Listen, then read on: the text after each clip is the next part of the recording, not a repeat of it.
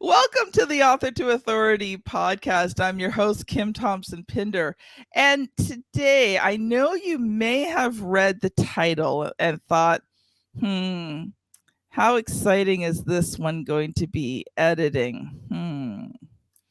But let me tell you that the right editing can make the difference not only in your books, but in your content between someone taking action or not.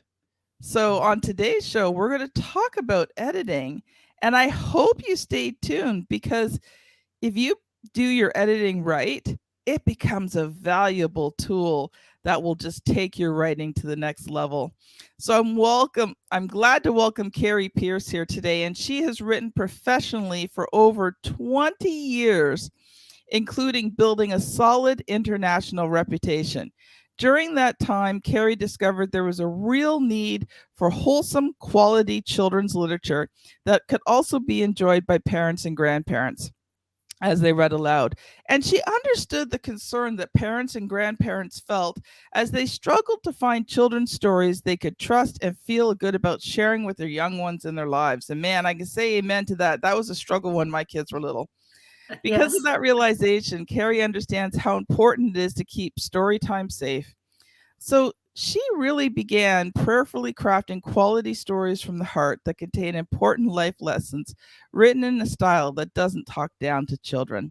Welcome to the show, Carrie. Oh, thank you, Kim. It's a pleasure to be with you and your audience today. I really appreciate this opportunity. Well, first of all, we want to get to know you a little bit. So I would love to give you an opportunity to share more about your life, your business story. How did you get into editing and writing? All of these things that kind of make you you. Oh my, no pressure there, right? Um, well, it's kind of a weird thing. Is I look back over my life, and I think when you get to be the age that I am, kind of midlife, you do look back and see some clarity where paths maybe led you to where you are today in a way that makes sense, where at the time it did not make sense. When I was a very young girl, even from a young age, I wanted to be a writer. Words fascinated me. Books fascinated me. I love sometimes to just walk around with books. They made me feel important and like I knew something, even though I didn't even know how to read yet. Um, but at that age, to be honest with you, being a writer was actually about as likely as me being an astronaut because I didn't know the first thing about how to go about it. I knew a lot of people struggled to make a living at it, but it was my calling, and I knew it from a very young age. So what I ended up doing was actually going into the film industry because I did not have the discipline at the time to write my story, but I knew how to present my story visually. And so I spent many, many years in the film and TV industry. I did makeup and special effects in the film and television industry. And so I went on to get my certification as an esthetician or skin specialist. And over the years, I started writing health and beauty related articles for midlife men and women. And I wrote thousands of articles, and these articles went all over the world. They were well received. One thing led to another, and I would be asked to guest author an article or something like that. And so all of a sudden, in a very roundabout way, I was writing. And in the course of writing, and you can only write so many thousands of health and beauty articles before you start to get a little burned out, I started turning toward crafting my children's stories and editing other people's writing. And I connected with my dear friend and my business partner at Morgan Pierce Media and Publishing, Sandra Morgan.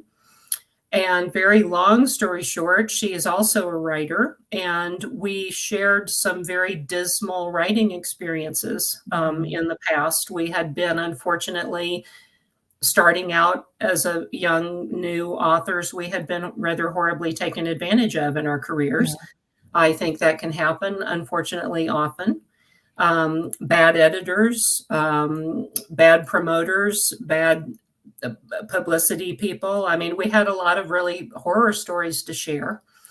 And from our horror stories, we decided we wanted to develop a publishing house and a service to help authors so they didn't have to have those dismal experiences. So Yeah.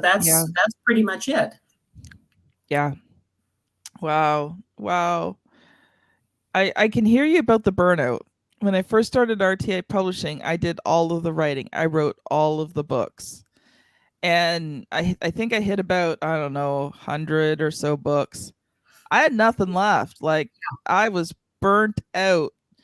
And It I had happened. already been starting to bring on writing staff, but it hit a point where I was like, I just can't do this anymore. Like, I couldn't even write my own stuff. I was just so burnt out from writing everybody else's stuff.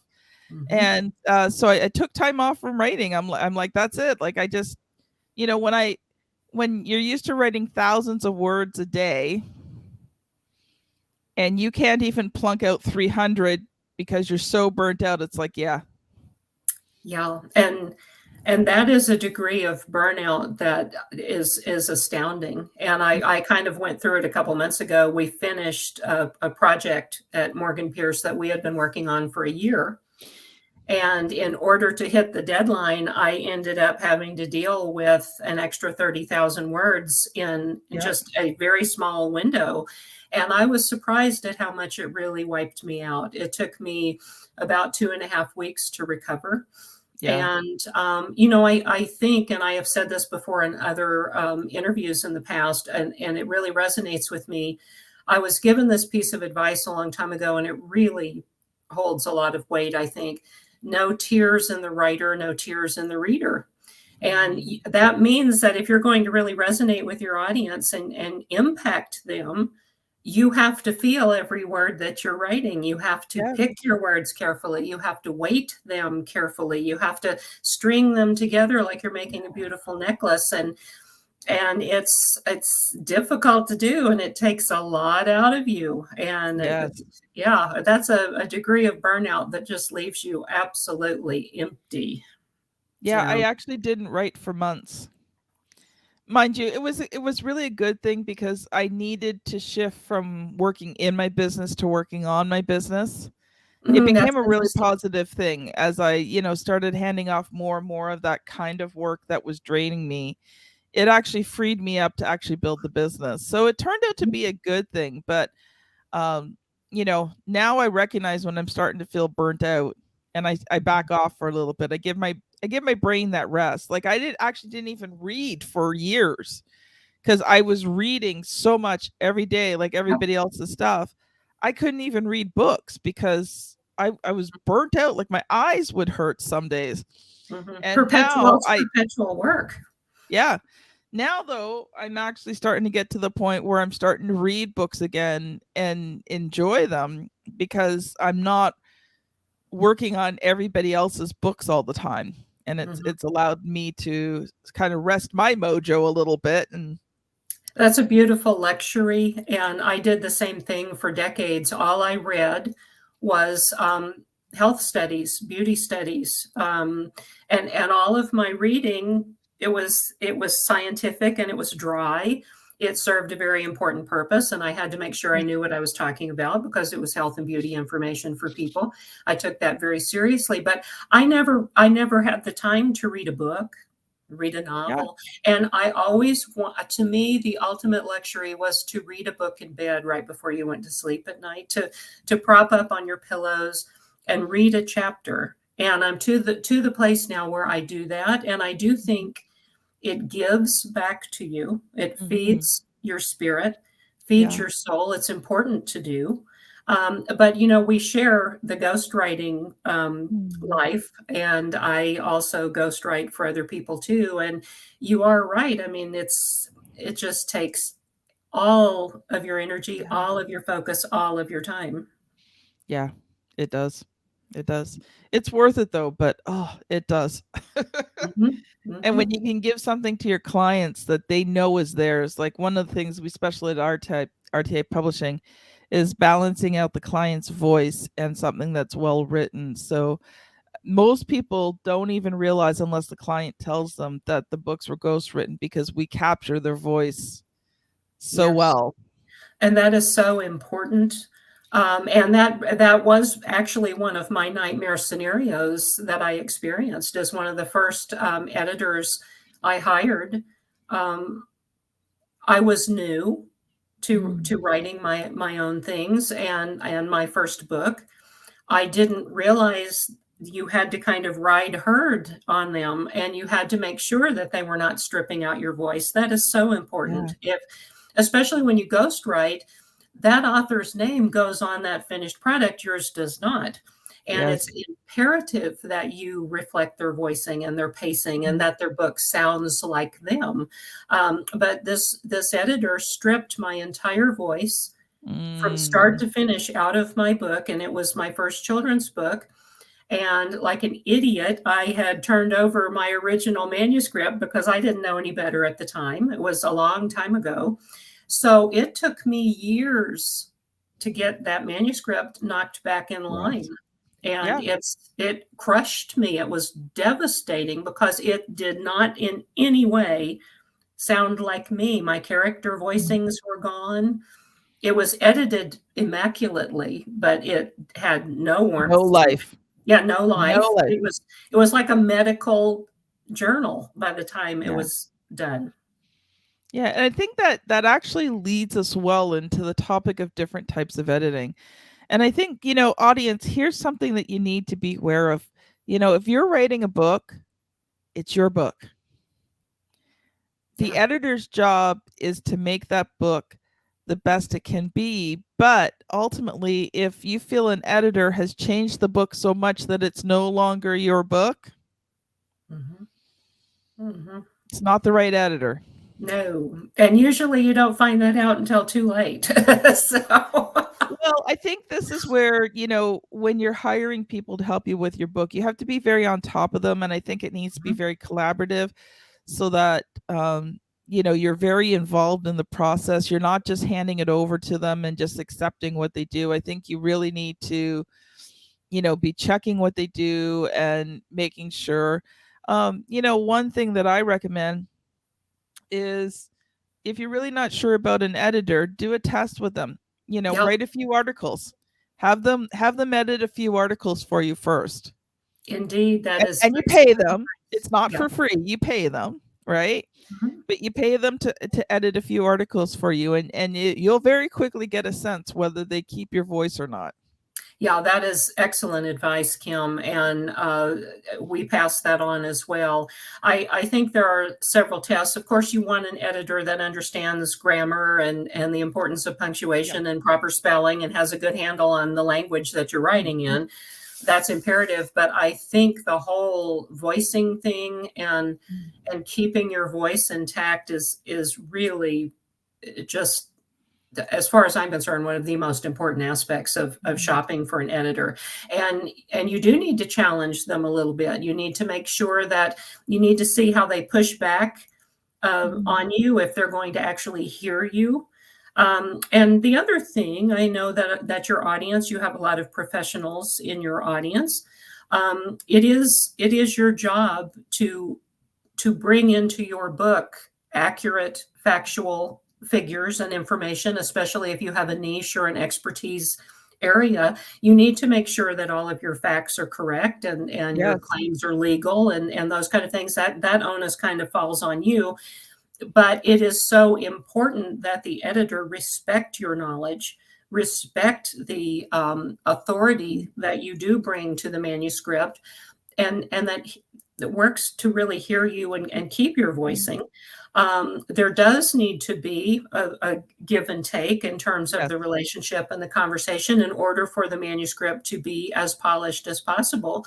Mhm. But you are the author, as Kim said Yeah. earlier. This is your book, and your name goes on it. And once it's out there, it's out there.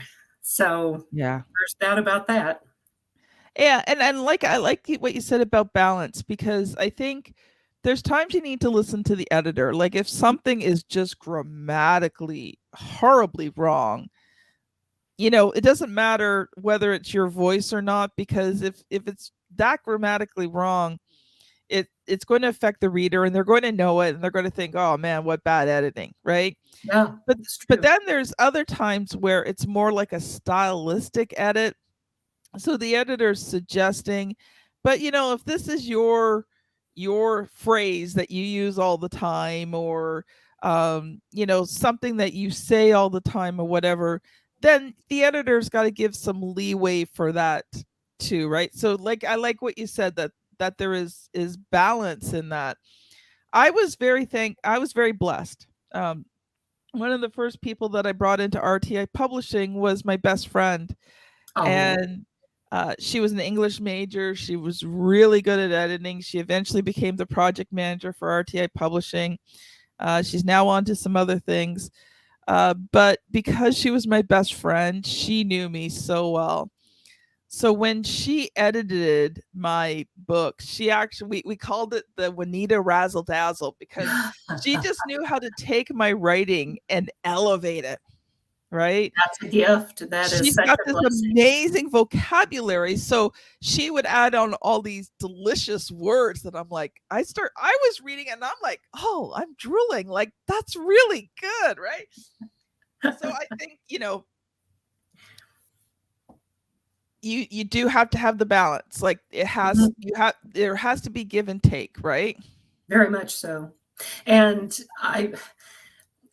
you bring up an interesting point about the use of words, and the way I feel about this, in a sense, is as writers, we pour ourselves into our work. We spend Yes. hours alone every day while the world is going by. We are alone writing with our words.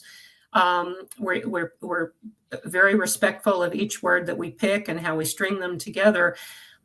We give up large chunks of our lives to create what we Yes. create. But the flip side of that is the reader then responds in kind and gives up large chunks of their life and time to read what you've written. So Yes. it needs to be material that resonates with them, that inspires them, that teaches them, that does not talk down to them or does not talk over their heads. Mhm. And I have worked with, unfortunately, some professionals, very skilled in the past, that they view the opportunity to have a book or to do a lecture or something like that as a chance to just go in and strut around and thump their chest about how much they know and how knowledgeable they are. And I have seen it so many times.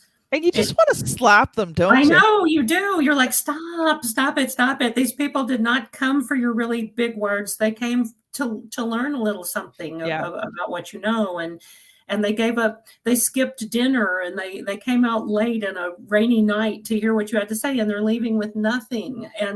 And I've seen it in books as well Mhm. with writers who won't listen to their editors, and that's a very difficult scenario as well. Yes. You want your reader to be grateful for the time that they spent with you, and you want them to be thankful that you crossed their paths and that you enhanced to their life with your expertise. Mm. You inspired them, you taught them something they didn't Yeah. know. And so that's my warning a bit. On the flip side of that, it seems like balance is the buzzword. We keep talking about balance a lot, but there's a fine line between over talking and under talking and resonating. Yeah. And you are Yeah. very gifted and blessed to have your friend and her wonderful gift. Uh, Mhm. yeah, that's wonderful. You know, it's one of those days. The thought just went out of my brain. Anyway, It's one of those days for me too. So I'm 52, and I'm occasionally having those menopause moments where the thought was there and then it's gone, and I'm like, moves away. okay. Well, Uh, we can move on, and when it comes back, we can switch gears. How's that sound? well, I think it's coming back. So Okay. you talked about these people who are writing these books to thump their chest, and I think that's when we talk in terms of editing, I think it's something that's really important is ensuring that two things. First, that the editor really understands who your target market is. Yes. Yes. Who's the reader of this book going to be, right? Because that, if you don't tell your editor that, then they don't. they can't correct some of the stylistic things that may be above or below, right? Very true.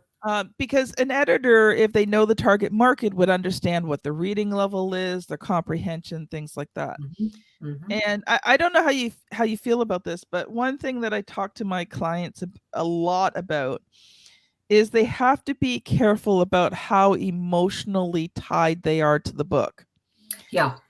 And what I mean by that is that you can't be so emotionally tied to the book that if an editor goes, this needs to be changed, or if I go to the client and say, listen, I know you love this piece, but it's just, Mhm. and you're trying to be diplomatic in what you say, but it's just not good, right?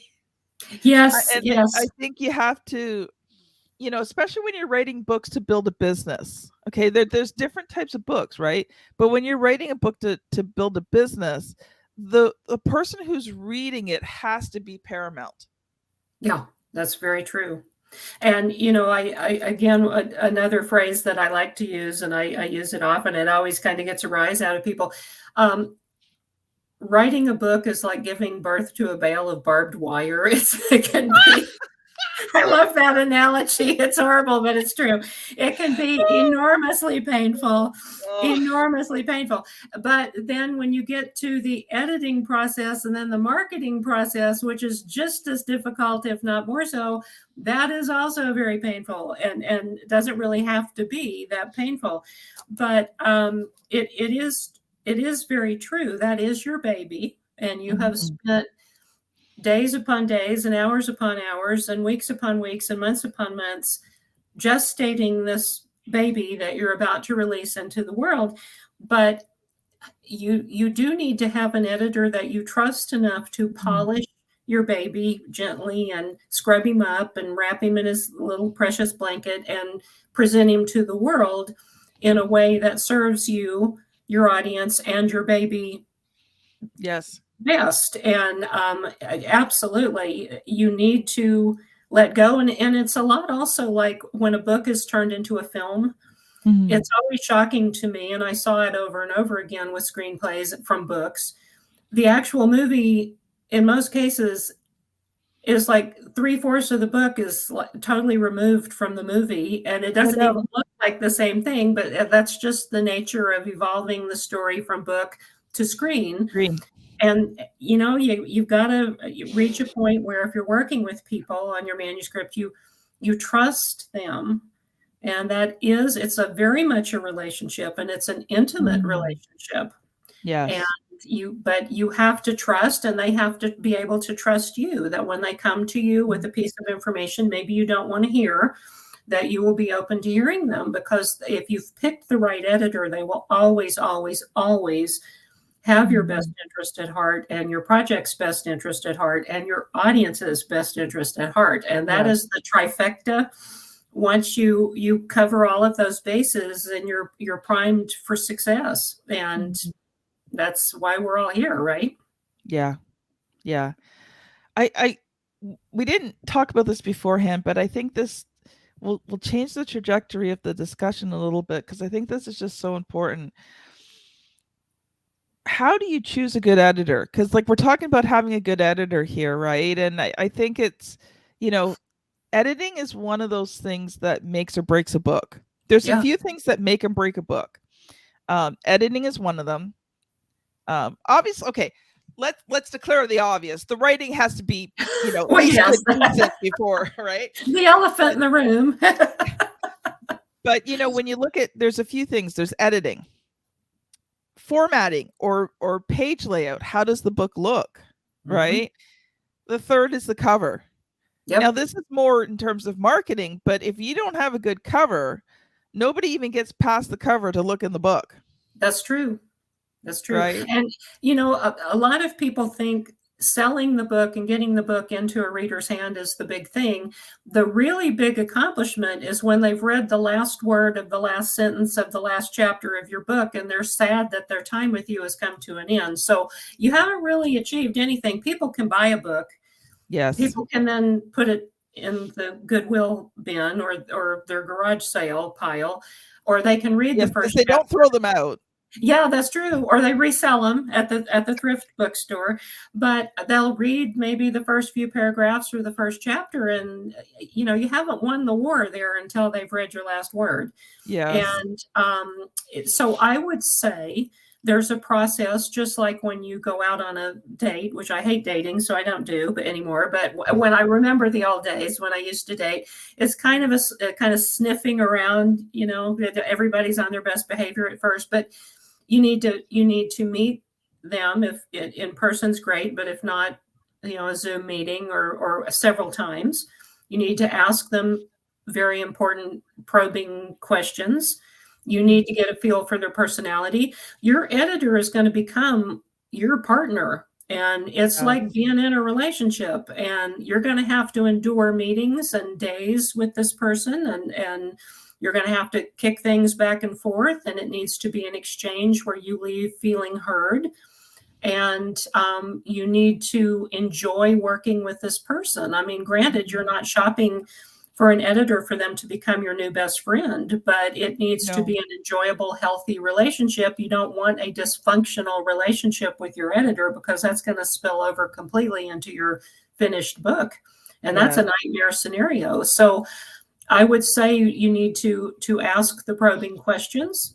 You need to Mhm. ask them very clearly about their temperament. How are you if you tell me something that I don't feel is right? How are you willing to hear me? And what does that look like? What does that sound like? How far are you willing to let me push back if I feel I need to? Where do we compromise? How do we compromise? Why do we compromise? Yeah. You need to look at their years of experience. You need to look at their understanding of grammar, sentence structure, diagramming, sentence Mhm. diagramming. It was so boring in school, but I tell you what, it's so important. Knowing how to lay out a very beautifully crafted sentence is an art. Mhm. Um, so I just, and then too, there's so many types of editing. There's line by line, word by word, content, clarity, formatting, like you said, Yeah. the grammatical punctuation stuff. I mean, you don't just edit once. You edit, and then you edit, Mhm. and you edit some more, and then you go back and you edit some more, and then you edit for content, and then you edit for length and continuity, and it just goes on and on and on. But you are absolutely right, Kim. If the cover is not a good cover, or your marketing blurb is not tight, tight, tight, Yeah. you've already lost right out of the gate. Yeah. Yeah, and it's unfortunate, but people do judge a book by its cover. Yep, that's true. Even though they tell us not to, we do. But like even in today's environment, most books are bought online. So Mhm, you've got this, itty bitty thumbnail that mhm. you've got to attract attention with. Yeah, in a big, big, wide world out there with a lot of competition. Yeah. Yeah. I so agree. Wow. This has gone fast, and we've just gotten started. We could talk for hours. Oh yeah.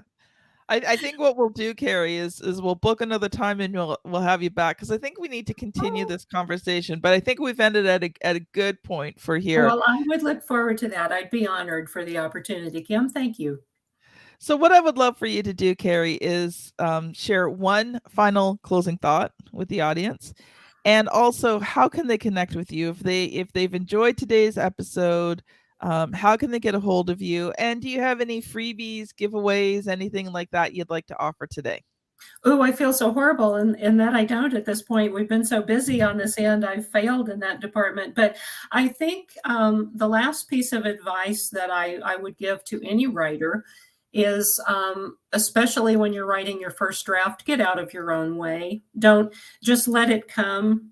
Don't judge it. Get out of your own way. And if you have a good handle on the skill of writing, and you have a good editor in place, once you pour forth that first draft, then you can go in and begin the process of crafting and honing and tightening and Yeah. shifting. But if you don't let that first draft come, you're in trouble, because you'll never get your project finished. You just keep getting in your own way. So the best place to send your audience, if they want to be in touch with me, or if they want to find out more about what we do or see the books that we have, is go to morganpiercemediapublishing.com. And they can email me directly. That's Carrie, Carrie, at morganpiercemediapublishing.com. And we do have editing services and ghostwriting services and all of those things too. But I'd be happy to answer questions. And I'm sorry I don't have a freebie. Next time I will. How's that? Good. And that's Pierce, Pierce. Yes, exactly. There's a few ways to spell that. I'm sorry? There's a couple ways to spell that. Yes, that is true. I thank you for clarifying that. So, absolutely so. Like my last name's Thompson-Pinder. So it's Thompson with a P and Pinder with a P. Yes, that's a very lovely name. Actually, it's funny. Like I'm the only one. So I'm so easy to find on any social media. That's great for marketing. You planned that well. Though, speaking of social media, audience, I would love to connect with you on my favorite place, which is LinkedIn. And, I offer a lot on LinkedIn. You can see and listen and watch the episodes as they are being recorded, if you're my LinkedIn friend.